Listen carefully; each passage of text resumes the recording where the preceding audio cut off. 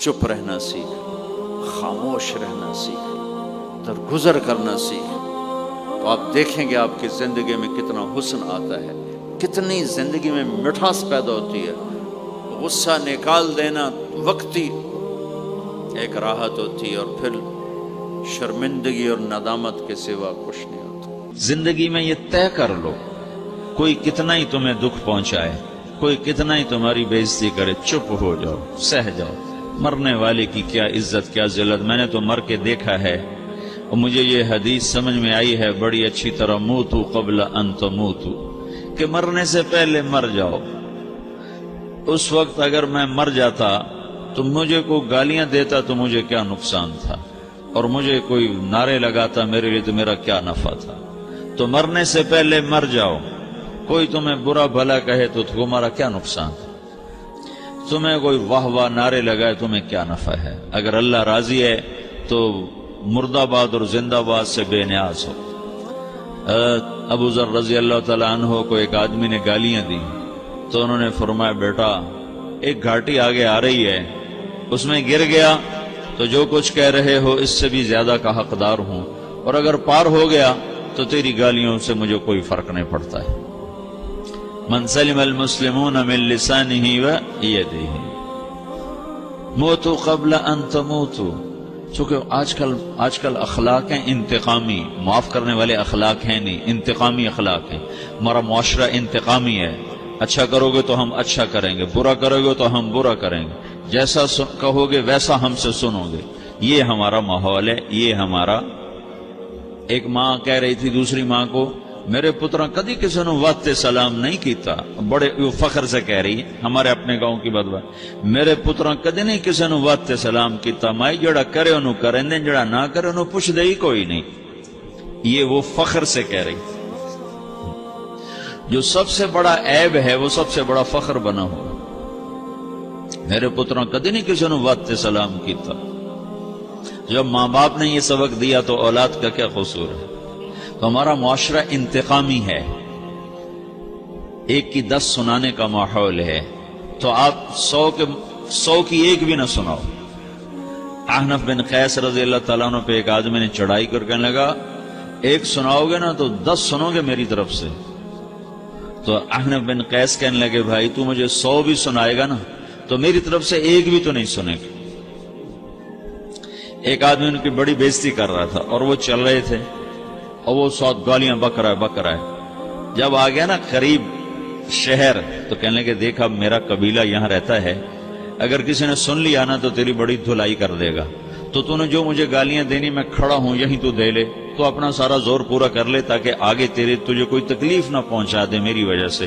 تو وہ پاؤں پہ گر کے معافی مانگنے لگا کہ واقعی تو بڑے حلم والا۔ وہ مشہور تھے اپنے حلم میں، بردباری، اور لوگ ان کا امتحان لینے آیا کرتے تھے کہ بھئی کوئی ہے جو احنف کو غصہ دلا تو لوگ ناکام ہو جاتے تھے، ان کو غصہ نہیں آتا۔ ایسے ایک عرب سردار گزرا معن بن زائدہ، وہ بھی اپنے حلم میں بڑے مشہور تھے۔ ایک دفعہ لوگوں میں شرط لگ گئی کہ کوئی ہے معن بن زائدہ کو غصہ دلائے تو ہم اس کو انعام دیں گے۔ تو ایک شاعر نے کہا، میں غصہ دلاتا ہوں، تم دیکھنا ایسے سیخ پا ہو جائے گا جیسے جانور۔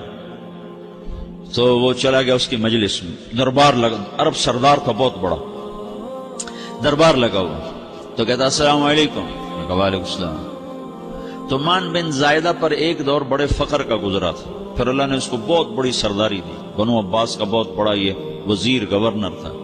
تو کہتا اتذکر اذ لحافک جلد شاۃ فاذ نعلاک من جلد البعیر، کیوں بھائی تو یہ یاد ہے جب تیرا بستر بکری کی کھال تھا اور تیرے جوتے اونٹ کی کھال کے تھے؟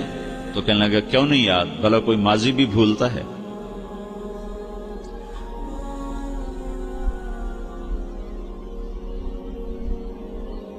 تو وہ کہنے لگا پہلا وار تو خطا گا، کہ سبحان الذی اعطاک ملکا وعلمک الجلوس علی السریر، تو پھر ساری تعریفیں تو اللہ کی ہیں جس نے تیرے جیسے کو تخت پہ بٹھا دیا۔ کہاں بھئی ساری تعریفیں اللہ کی ہیں، میری تو کوئی اوقات نہیں۔ تو کہنے لگا سأرحل عن دیار انت فیہا وان جار الزمان علی الفقیر، جہاں تیرے جیسا حکمران ہو وہاں مجھے رہنا گوارا ہی نہیں ہے، میں یہاں سے چھوڑ کے نکل جاؤں گا چاہے کتنی تکلیف اٹھاؤں۔ بڑے دربار میں یہ ایک گورنر اور وزیر سے بات ہو رہی ہے، تو وہ کہتا ہے اچھا بھائی اگر تو ہمارے پاس رہے گا تو ہم تیرا اکرام کریں گے، اور اگر تو جانا چاہتا ہے تو پھر رافقت کا سلام۔ تو وہ یہ بار بھی خالی گیا تو پھر کہنے لگا فجد لی ابن ناقصۃ بمال۔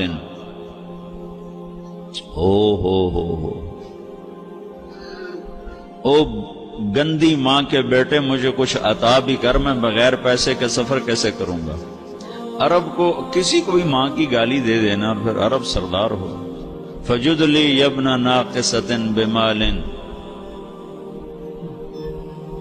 بری ماں کے بیٹے مجھے کچھ پیسے بھی دے، میں نے جانا ہے۔ میں کہا بھائی اس کو 3000 دے دیا جائے۔ اللہ اکبر۔ تو کہنے لگا قلیل ما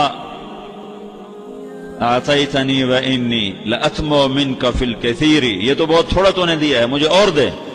کہا اچھا بھائی 3000 اور دے دو۔ تو وہ شاعر کی بھی آنکھیں پھٹ گئیں، کہنے لگا اب ٹھہر جا ٹھہر جا، اب میں تیری اصل تجھے بتاتا ہوں۔ سألت اللہ ان یبقیک ذخرا فما لک فی البریۃ من نذیر، میں اللہ سے دعا کرتا ہوں اللہ تیرے جیسوں کو سلامت رکھے، تیرے جیسا دنیا میں کسی ماں نے جنا ہی کوئی نہیں۔ فمنک الجود والافضال حقا وفضل یدیک کالبحر الغزیر، تو ہی سخی ہے، تو ہی کریم ہے، اور سمندر بھی تیری سخاوت کے آگے کچھ نہیں ہے۔ تو نے کہا اچھا بھائی تو نے ہماری برائی کی، ہم نے تمہیں 6000 دیے، اب تو نے ہماری تعریف کی، اب 10,000 اور دے دو اس کو۔ ہاں باتیں ہی رہ گئیں، باتیں ہی رہ گئیں۔ کہاں سے لائیں ایسے لوگ؟ ہمارا معاشرہ انتقامی ہے، بدلہ لینے کا ہے، بدلہ لینے کا۔ اس نے میرے ساتھ کیا، میں نے بھی کرنا ہے۔ تو اعلیٰ درجے کا اسلام یہ سکھا رہا نہیں چپ ہو جاؤ، سلامت بن جاؤ، سلامتی بن جاؤ، سلامتی کی علامت بن جاؤ۔ من سلم المسلمون من لسانہ ویدہ۔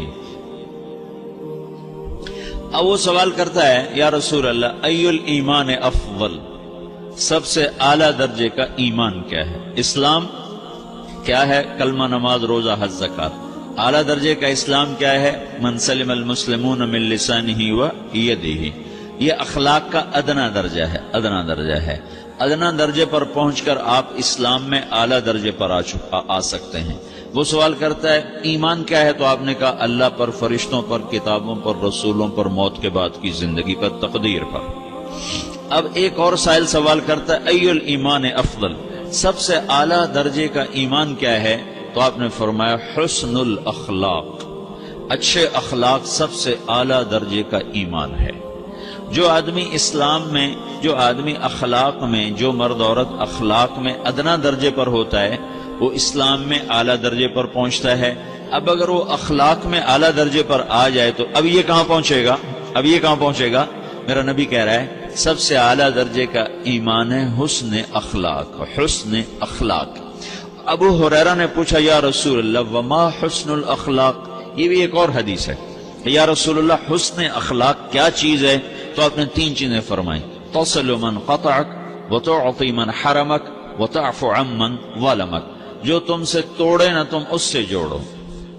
نہیں کرتا سلام نہ کریں، کوئی ہم چھوٹے باپ کے ہیں، ہم تو کبھی بھی نہ کریں، ہم تو کبھی بھی نہ منہ تھوکیں بھی نہیں ہم تو میرا نبی کہہ رہا ہے جو توڑے تم اس سے جوڑو، جو محروم کرے اس سے عطا کرو، جو زیادتی کرے اس سے درگزر کرو۔ یہ 3 کام جو عورت مرد کر لے گا یہ اخلاق کے اعلیٰ درجے میں ہے۔ جب یہ اخلاق کے اعلیٰ درجے پر پہنچتا ہے تو پھر میرا نبی کیا بشارت دیتا ہے؟ ادنا درجے پر پہنچ کر تو اعلیٰ مسلمان کی بشارت ہے، اور اخلاق میں اعلیٰ درجے پر پہنچ کر میرا نبی کہتا ہے کاد الحلیم ان یکون نبیا، اعلیٰ اخلاق والا بس نبی بنتے بنتے رہ جاتا ہے۔ اعلیٰ اخلاق والا ایسے ہے جیسے کہ نبی، قریب ہے کہ وہ نبی بن جائے، یہ تو ہے نا ترجمہ، لیکن ہم ہمارے اردو میں کہتے ہیں وہ نبی بنتے بنتے بنتے رہ گیا۔ کیا مطلب؟ کہ اس میں اور نبی میں صرف نبوت کا فرق رہ جاتا، باقی وہ سب کچھ حاصل کر لیتا ہے۔ تو یہ سارے دین کا میں نے آپ کو خلاصہ بتایا ہے۔